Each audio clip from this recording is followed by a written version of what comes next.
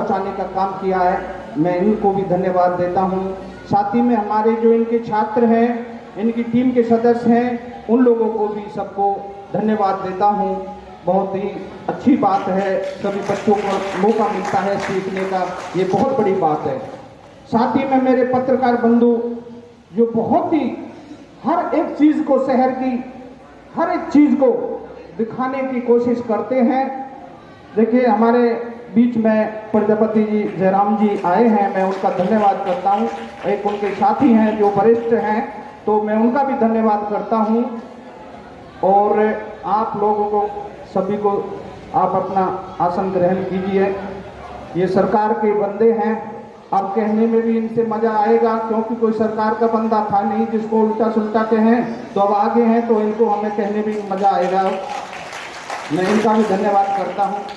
पत्रकार बंधु, हमारे महेश जी जो आल्हापुर से हैं, बहुत अच्छी कवरिंग पूरे शहर में, हमारे जितनी फेडरेशन की कवर करते हैं इतनी और सारी दुनिया की करते हैं। तो इनका भी, ओमकार पत्रकार जी अपने छजू नगर से हैं, वरिष्ठ हैं, बहुत ही अच्छे पत्रकार हैं, और अच्छे पत्रकारों में इन लोगों की गिनती आती है। तो मैं इन लोगों को भी धन्यवाद करता हूं। और भी कोई बैठा है भाई पत्रकार, कोई रह गए हो, साथ ही में हमें तो पीछे ही मिलता है जो भी कुछ मिलता है, तो मैं सब आप लोगों को भी धन्यवाद करता हूं कि इतनी भारी संख्या में आप लोग आए और यहाँ पे एक फेडरेशन का मान बढ़ाया। मैं आप सभी का नतमस्तक होकर धन्यवाद करता हूं। साथियों,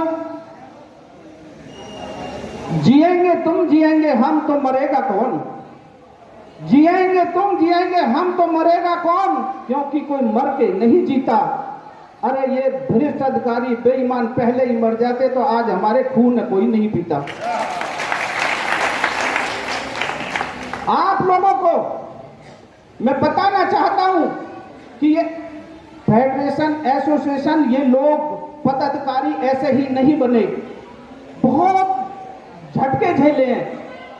आज 2000 में और आज मेरी ख्याल से 2022 हो गया है, 2022 तक की लड़ाई हमने लड़ी है।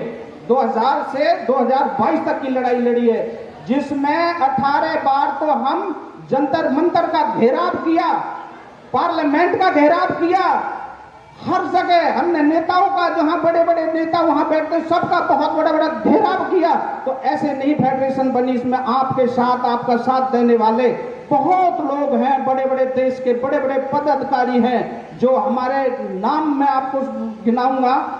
जैसे सच्चर जी कोई हल्की हस्ती नहीं थे, अब तो वो 6 महीने पहले, साल भर पहले डेथ कर गए हैं बेचारे, मैं उनको धन्यवाद करता हूं। जैसे सच्चर जी जंतर मंतर पे मुझे मिले, उन्होंने मेरी पीठ थपथपाई, उन्होंने कहा बेटा कहां, कौन से इलाके से आते हो? मैं बोला सर मैं आया हूं पलवल से। तो एकदम उन्होंने झटका सा खाया। मैं बोला सर आपको क्या हुआ? बोला बेटा बहुत तरीका के लोग रहते हैं, बहुत बच के रहना। मैंने कहा जी क्यों? बोला वहां पे एक झूठे केस को लेकर 10 आदमी खड़े हो जाते हैं, और जो झूठा होता है जिस पर लादते हैं केस, वो सच्चा आदमी होता है, उसकी तरफ 2 आदमी खड़े नहीं होते। ऐसे इलाके से आप आते हो। मैंने कहा जी आप मेरे इलाके के बारे में कैसे जानते हो?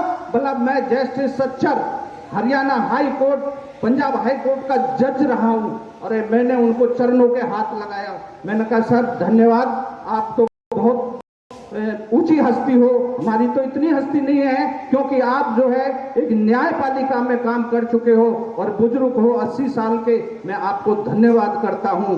पर उन्होंने एक बात मेरे से कही, बेटा मैं आपको बहुत आगे बढ़ाना चाहता हूं,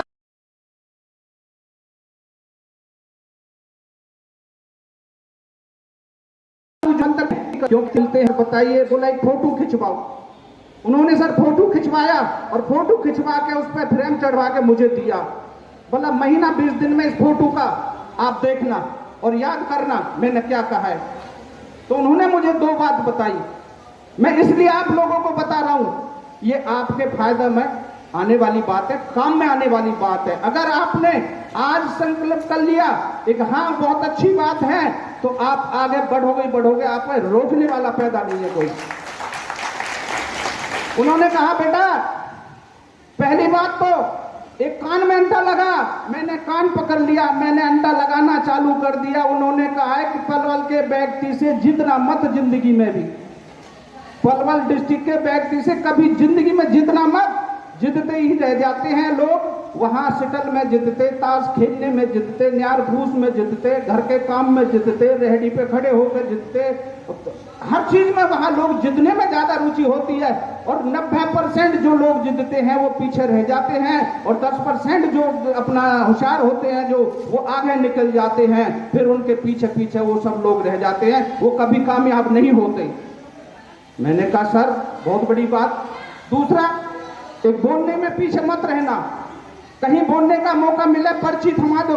अगर वो नहीं बोलने देंगे तो आपको लगेगा यार मैं तो बहुत अच्छी बातें कहता, इसलिए मुझे बोलने नहीं दिया, तो तेरा हौसला बढ़ेगा। और अगर तुम्हें बोलने का मौका मिल जाता है तो तुम जो 1000 आदमी सामने बैठे हैं उनके हीरो होंगे, क्योंकि वो आपका चेहरा देख रहे हैं जैसे आज आप देख रहे हो। मैं उन ऐसी शख्सियत का धन्यवाद करना चाहता हूं, कितनी बढ़िया बात बता के गई। जस्टिस सच्चर के बारे में मैंने आपको बता दिया।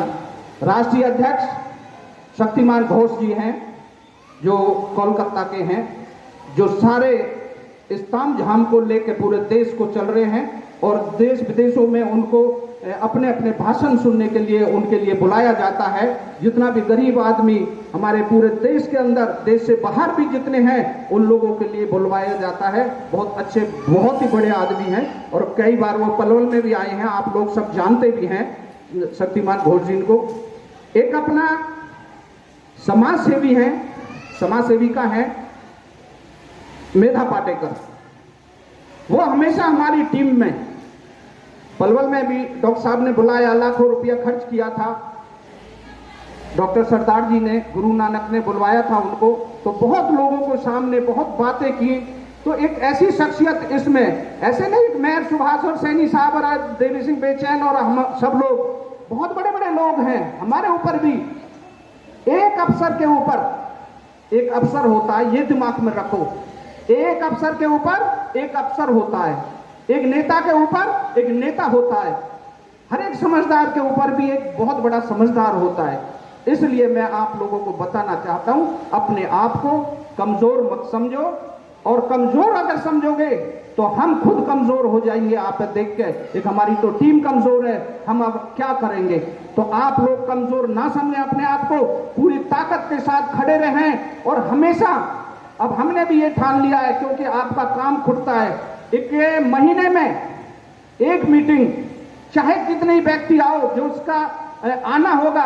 और ये भी आपको कल डॉक्टर साहब ने बता दिया था जो चंडीगढ़ से आए थे, 1 तारीख को मंडी बंद रहती है, तो कोशिश करो 1 तारीख के हम छुट्टी कर कर एक बहुत बढ़िया एक बैठ के मीटिंग करें। और उस मीटिंग में जितने गिला शिकवे हैं, जिनको नफा नुकसान है, किसी को लड़ाई झगड़े का मामला है, वो सारी चीजें फेडरेशन किसी अफसर से किसी काम नहीं किया है, क्यों नहीं किया है, कैसे नहीं किया है, तो हम उसका घेराव करेंगे, हर महीने घेराव कर देंगे उसका। तो उनके अकेले ठिकाने आ जाएगी। बहुत मजबूत यूनियन इन लोगों की है, अब ये ताकतबंद हो चुके हैं, अब ये कमजोर नहीं है। तो इसलिए मैं आप लोगों से सबसे रिक्वेस्ट करूंगा, चाहे हमारी उसमें 20 आओ, 50 आओ, 100 आओ, 150 आओ, 200 आओ, तो हम हर महीने की एक मीटिंग रखे करेंगे, और आप लोगों की सारी समस्या, सारी चीजें जो यूनियन की हैं वो आगे रखे करेंगे।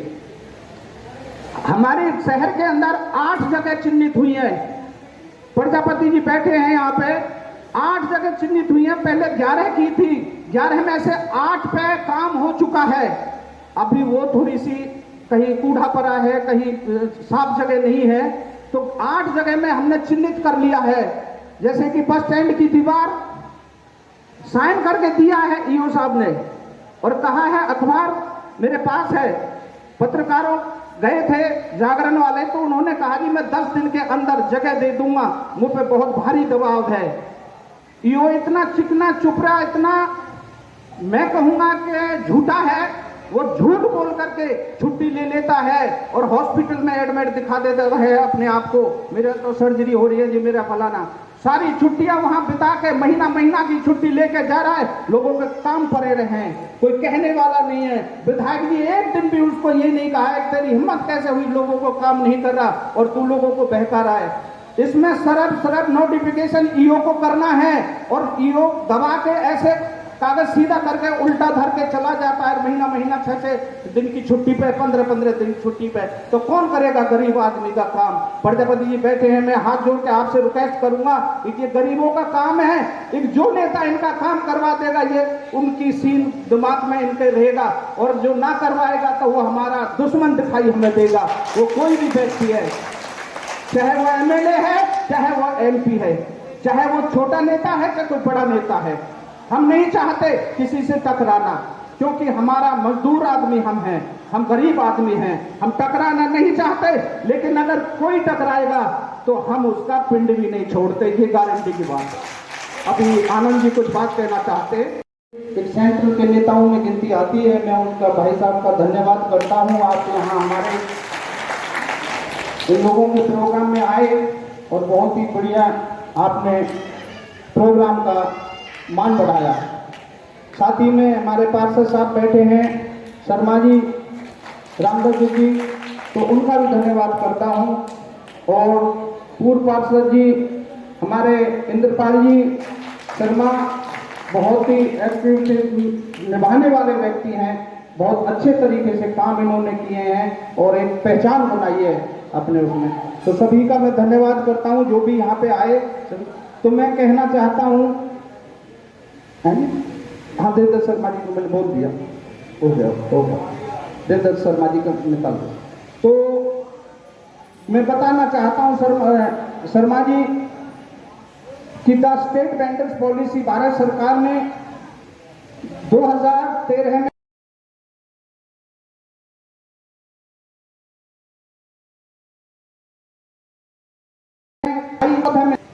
क्यों में लगे।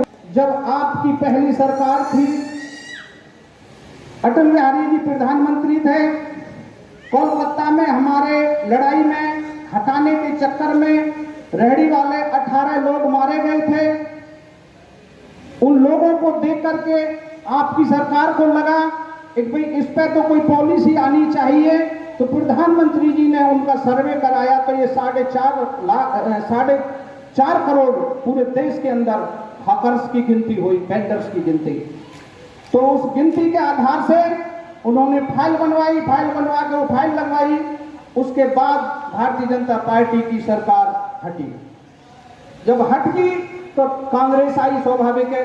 तो हम 10 या 12 साल 15 साल जिद्दजहद करते रहे, जंतर मंतर घेरा, पार्लियामेंट घेरा, हमने बहुत कुछ आपको बताया पहले भी, मैं ज्यादा उसमें नहीं जाना चाहता। तो उसमें हमने बहुत काम किया। तो आज फिर आपकी सरकार आई, अब सेंटर में आपकी सरकार है, स्टेट में आपकी सरकार है और डिस्ट्रिक्ट में आपकी सरकार है, डिस्ट्रिक्ट में आपकी सरकार है।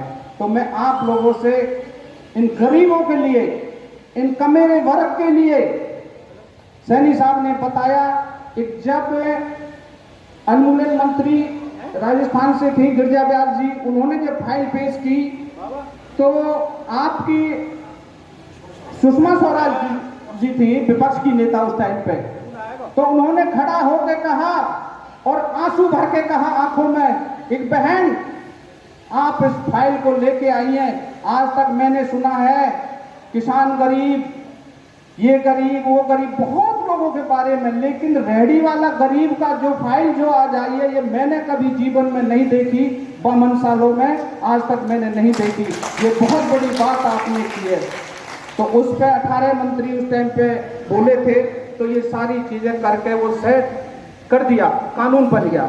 तो एक लाइन लिखी थी अटल बिहारी जी ने अपने टाइम में, जब सर्वे हुआ था, एक कलकत्ते के फुटपाथियों से पूछो, कलकत्तों के फुटपाथियों से पूछो, वो आंधी बादल सहते हैं, अरे उनको भी तो पूछो ये 15 अगस्त को क्या कहते हैं। लोग 15 अगस्त को भी नहीं जानते, अपने कमाने खाने के उसमें, ये इतने गरीब लोग हैं, ये 15 अगस्त को भी नहीं जानते। तो इन लोगों को काम करने की जरूरत है। तो बनेगी कानून, आज सारी कानून बन के तैयार है।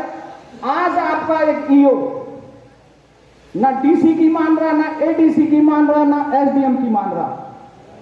वहां से नोटिफिकेशन आती है, उसके पास जाती है, उसे दबा के उल्टा करके चला जाता है और जाके अपना छुट्टी ले लेता है। महीना में 1.5 महीना की, 10 दिन की, 20 दिन की तुम्हारे सामने है, छुट्टी ले लेता है।